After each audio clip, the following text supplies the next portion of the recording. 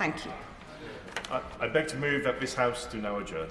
The question is that this House do now adjourn, and the subject of the debate is contribution of Muslims to community. So I look forward to hearing this debate. Dr. Zubir Ahmed. Yeah. Thank you, Madam Deputy Speaker. It is Ramadan 2025, or 1446 after Hijri, as many Muslims know it. It's the first time observing after being elected to this place as the Member of Parliament for Glasgow South West. As the only minority ethnic and Muslim MP representing a Scottish Westminster constituency, I do feel the sense of a unique responsibility to espouse the role that Muslims play in our country positively. This should, but often doesn't feel natural and easily vocal to celebrate. According to the 2022 census, over 76,000 Muslims live in Scotland, and I'm proud that 13,000 of them, almost 1 in 6, live in my constituency of Glasgow South West. A vibrant, diverse community of all colours and ethnic backgrounds who find a way to be multicultural but still tend to coalesce seamlessly around a Scottish and British identity. Perhaps we have much to teach the rest of Britain, and I would welcome a visit from the Minister or one of his team whenever they have time. Yeah. Across the UK, there are 4 million Muslims representing 6% of the total population, and their contributions are vast, particularly in the month of Ramadan, when many will be redoubling and amplifying their efforts in their community and charity work. British Muslims donate £1.79 billion a year to charitable causes, 4 times more than the national average, and volunteer time worth £622 million a year. In that regard, I would like to place my thanks to the many Islamic charities that are active in my constituency, including Islamic Relief, who diligently work not only on international, but increasingly on local causes. Businesses owned by Muslims contribute £25 billion a year to the British economy. And this is notwithstanding the fact that the UK is a world leader in Islamic finance, holding 85% of the European Islamic finance banking sector. And while, like every community, there are challenges of inequality, vast strides have been made in education and the participation of Muslim women in society.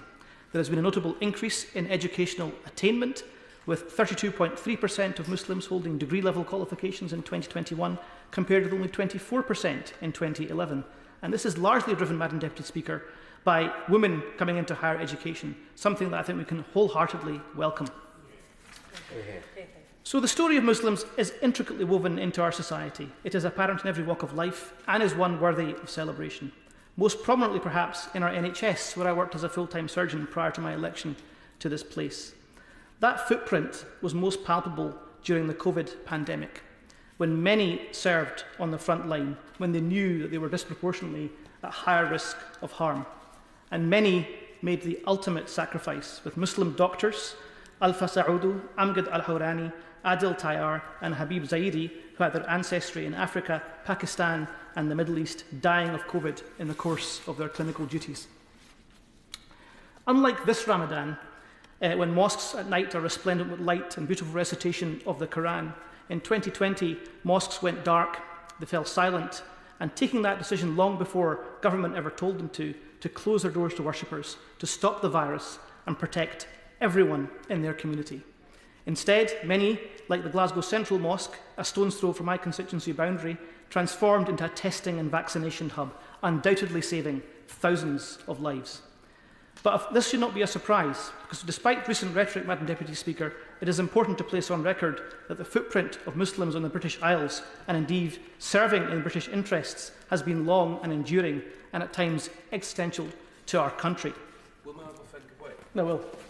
I'm very grateful, Madam Deputy Speaker, to my honourable friend for allowing us to move down from Scotland to Staffordshire in the heart of our country. And can I congratulate my honourable friend and office neighbour for securing this important debate. And it's doubly important for me, and I'm sure all colleagues, that, Madam Deputy Speaker, you're in the chair for this important debate, and the House is strengthened by both his presence and indeed yours. Now, Newcastle and Lyme is home to many faith communities who do much good to bring our community together. And since September 2023, we're now home to the Newcastle and Lyme Islamic Centre and Masjid on Pilkington Avenue in the Westlands.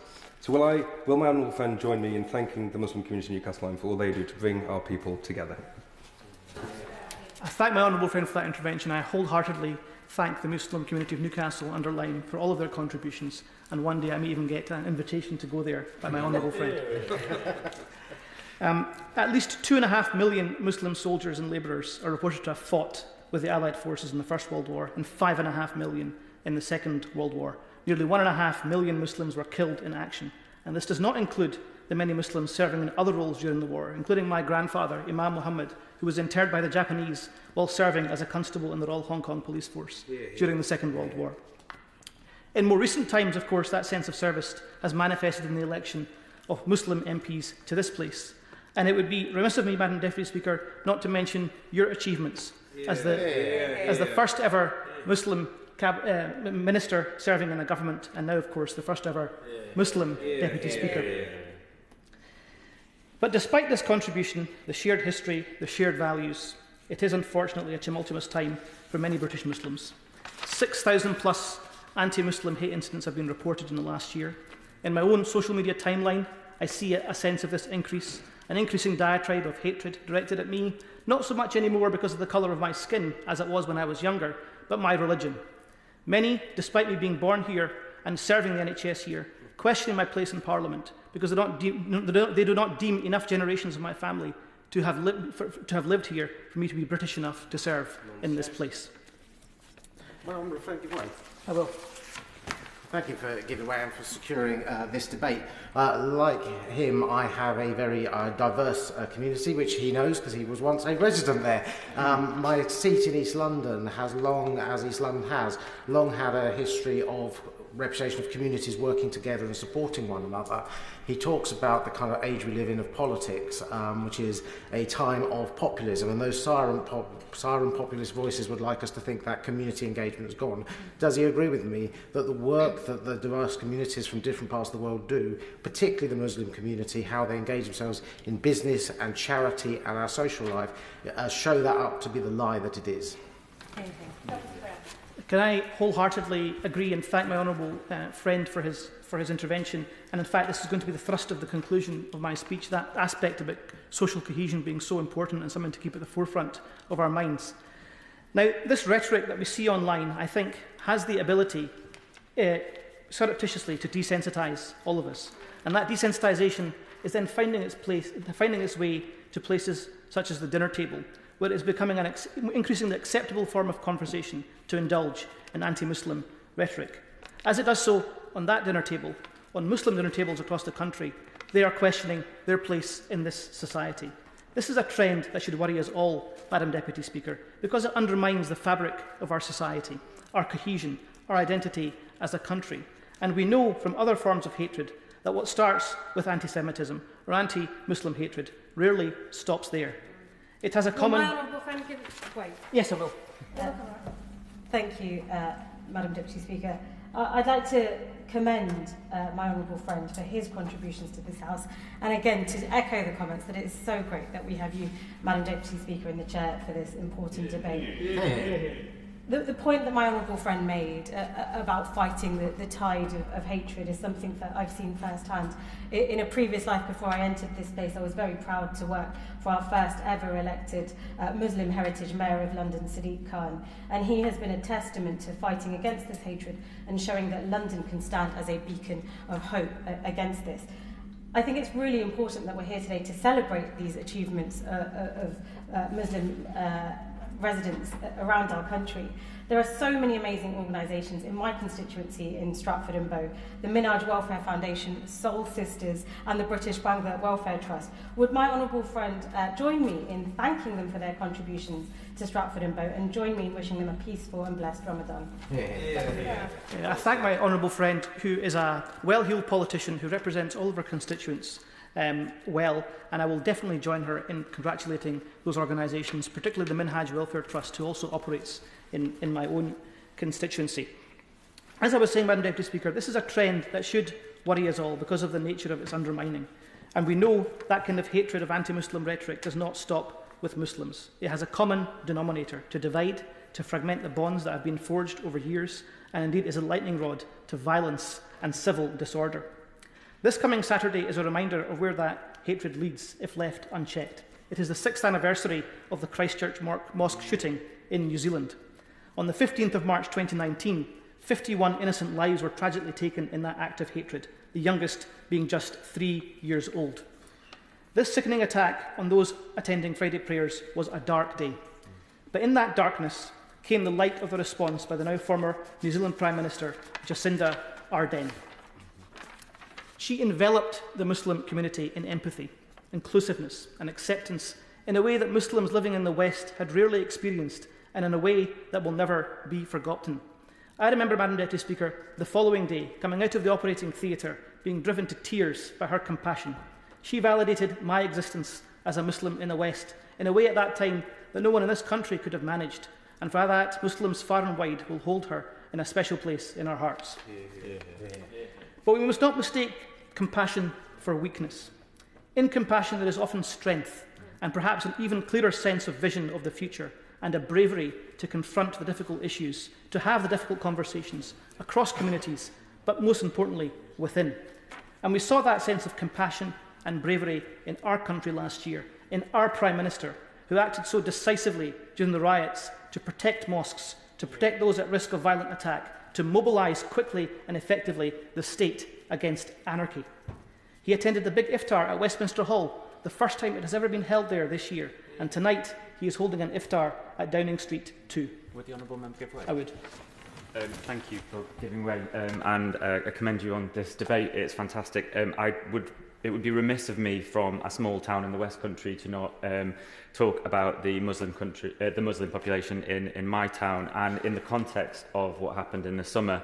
I was really proud to be able to stand with the Muslim community in Weston-super-Mare, but also see how the civic pride and the civic duty that that community felt was not diminished by the hostility that they faced. And I really want to pay tribute to the Ahmed family, and Aisha in particular, 21-year-old. She's been doing she's had her Aisha's food charity for years, feeding the people of Weston-super-Mare, supplementing the issues that we have around destitution, and the family is amazing and a huge asset to the town, so thank you. Can I also thank my honourable friend for his warm words and join him in commending the Ahmed family and Aisha for all they are doing to cement the bonds of community cohesion in his constituency. It is a clear indication with the Prime Minister's actions that I've outlined that this Labour government under this Prime Minister values and shares bread with all communities and is a friend of the Muslim community. I thank also in this regard my right honourable friend, the member for Ilford North, for his tireless efforts over the last decade in tackling anti-Muslim hatred, and he is also a true friend of Muslims across this country. When such hatred takes root in our society, Madam Deputy Speaker, it does diminish us all. That is why I am glad the Deputy Prime Minister is also taking action, and perhaps the Minister might be kind enough to outline some of the detail around the new group set up by his department to tackle anti-Muslim hatred in this country once and for all, led by Dominic Grieve, KC, which is of course welcomed. The Minister will know that this is not just an issue for Muslims, it speaks to a wider issue of social cohesion.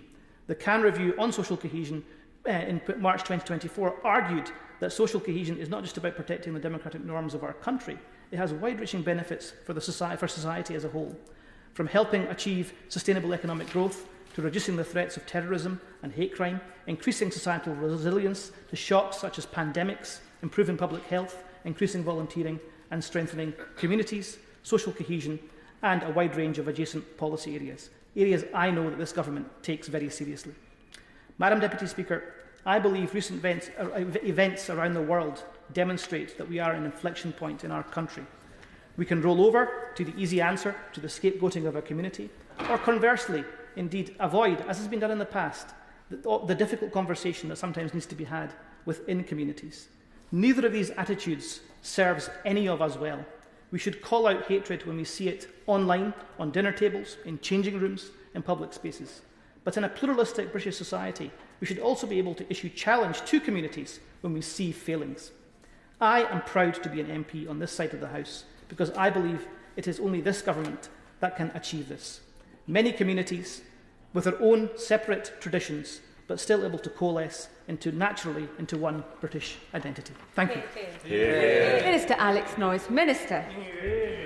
Thank you, Madam Deputy Speaker, and may I thank my honourable friend, the member for Glasgow South West, for securing this debate during such an important time for Muslim communities. But what a pleasure it is to follow a speech like that of thoughtful reflective but also challenging to us all in this place, and particularly to us as a government. And I'm looking forward to feeding back on some of the points that he raised. And I, of course, will take him up on his invitation to visit. I never miss a chance to go to Glasgow.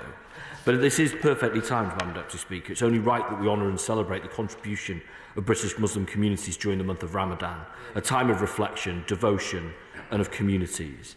And all up and down the country, and we've had a little tour. We've, of course, started in Glasgow. We've been to Newcastle-under-Lyme. We've been to Weston-super-Mare, the east of London as well, and now I add a little bit of Nottingham. But for Muslims across the UK and around the world, Ramadan will be a sacred period of fasting, prayer and of charity. It's also a time that brings people together, strengthening bonds between neighbours, colleagues and friends of all faiths and beliefs and of none. And here in the UK, we see the vibrancy of Ramadan reflected in our public life in this debate today. But Ramadan lights on Oxford Street, the historic iftar hosted at Windsor Castle recently, and the many gatherings taking place across the country, I think they show how deeply embedded and richly valued these traditions are within our national culture. And I think of my own in Nottingham, I think of Al-Khazra Mosque, and how they throw their doors open during Ramadan, because it's a good time to get, when people are curious about perhaps what they're reading and seeing, to come and to understand Islam. And of course, food is always a great draw, certainly there, because the food's fantastic. But I also think of the work that Mufti Ahmed Pirbhai does to get people in, including myself, to learn about Islam and to talk and to educate. I think that's very, very important work.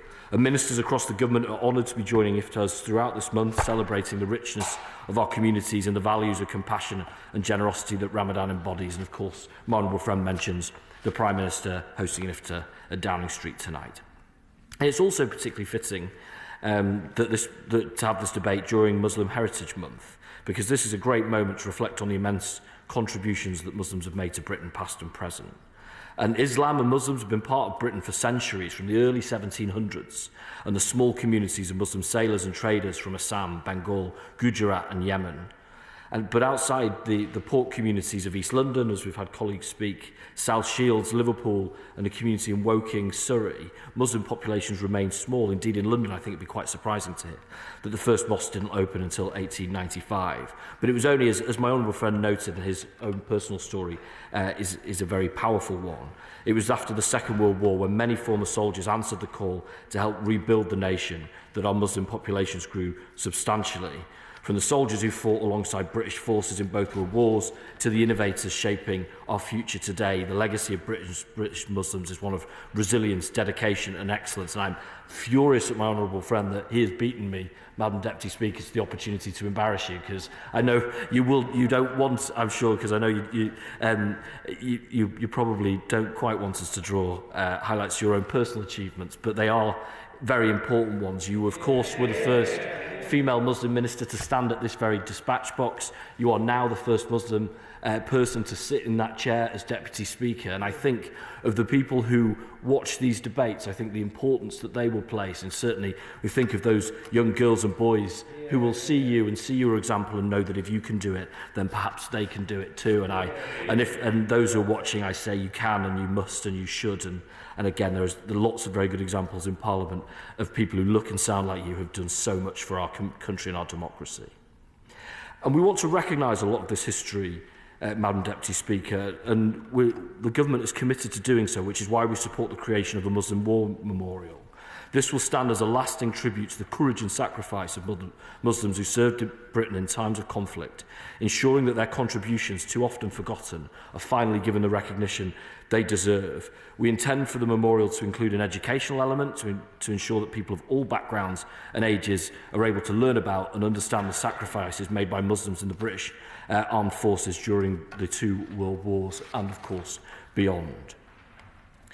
And the contribution is one now, and this is very much the theme of the debate, the contribution that Muslims make to the UK. My honourable friend set very clearly, but I'm going to add a little bit to myself, by myself. Whether it's business, the arts, science, healthcare, British Muslims are at the forefront of progress and innovation.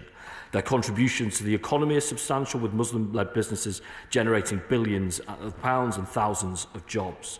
Indeed, a recent report by Equi think tank estimated that British Muslims generate £70 billion a year for the UK economy through income, business and charitable giving. And I think of Himma in Nottingham, a charity that recently was awarded the King's Award, and their food bank and what they do for my community to make sure that the people where we live don't go hungry. And I'm looking forward, if that's the right word, to running the London Marathon to raise funds for them next month. I really, really wish I'd started training. I currently don't own a pair of trainers, which I believe is an impediment to the exercise. But that same report noted the huge contribution that Muslims make to our public services, including education, social care and emergency response, filling over 46,000 roles across our NHS, delivering essential care to our sick and elderly, and of course, my honourable friend being a beacon example of that, a surgeon who has made so much difference to so many people in their most challenging moments. We're very lucky to have had him serve in our NHS. We're very lucky to have him serve in our legislature too. I'll give way happily. Madam Speaker, and I'm grateful to the Minister giving way, and I wish him all the best for running the London Marathon. My father did it 5 times in the 1980s, so I'm happy to get some tips for you, Minister, after this. I wonder, as he talks about the contribution made by the Muslim community up and down our country, he would join me in expressing a note of disappointment that there's not a single member from any opposition party sitting on the opposition benches this afternoon. We are meant to be one united kingdom, speaking for all communities, and it's a real disappointment that nobody else is here to listen. I'm grateful for that intervention and for the kind offer of support. I mean, I have to say, I'm not one generally for policing other colleagues' diaries, but I hope that during this period of time, colleagues from all political parties and none are able to use their platform positively to promote the important work of Britain's Muslim community and to fight, as I'll turn to shortly, the rise of Islamophobia.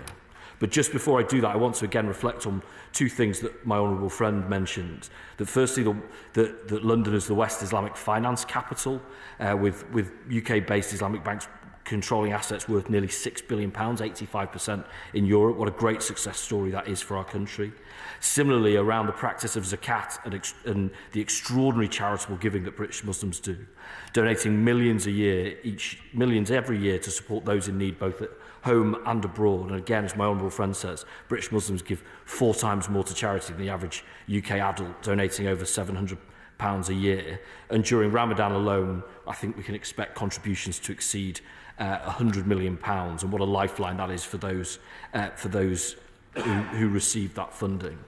And civil society too benefits immensely from the leadership and activism of Muslim communities. I think of the Muslim councillors on my local authority as well as colleagues in this place.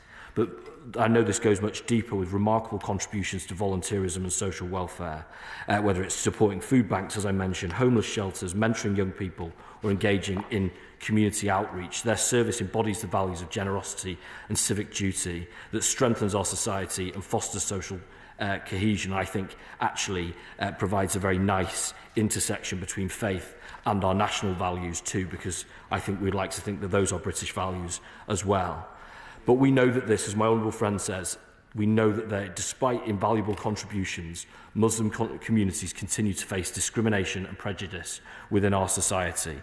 Anti-Muslim hatred remains a real and persistent issue, affecting the lives of many, and my honourable friend mentions online, but also mentions creeping normalisations, and we should stand against that, and we as a government certainly do. And it's impossible not to go back, certainly with the 6th anniversary being on Saturday, to the horrific Christchurch terror attacks, a stark reminder of online hatred fueling real-world violence. And I remember being at Al-Khazra Mosque in the days following, talking to Muslim constituents and indeed those who came like me in solidarity about their fears and how they felt with obvious reality that could have been them at Friday prayers, and the things that we had to do to stand against it and to make sure they're safe in our city. And I think that that's something that all of us should expect. That is at the root, the desire to tackle this hatred head on, is why we've recently announced a new working group to define and tackle anti-Muslim hatred or Islamophobia.